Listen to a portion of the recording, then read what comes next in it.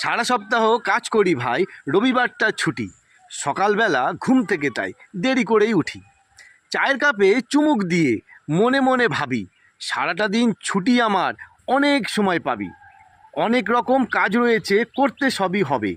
দুপুরবেলা খাওয়ার পরে একটু শুতেও হবে। বাজার করে তাড়াতাড়ি ফিরে এলাম বাড়ি। টিফিন সেরেই নিজের কাজে দিলেম আমি পারি। ঘরের যত ধুলোবালি পাখার উপর জমে, পাখার নোংরা মুছতে গিয়ে স্নান করে যাই ঘেমে।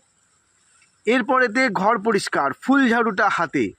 আমার কাজে হেল্প করতে গিন্নি থাকে সাথে। এটা করো ওটা করো যেই অনেক কিছু বলে, রাগ করে বলি ছুটি আমার, গেলাম আমি চলে।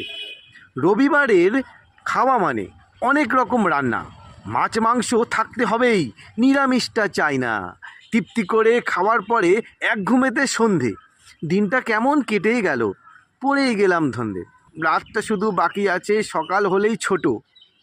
রবিবারটা সপ্তাহেতে হয় না কেন দুটো?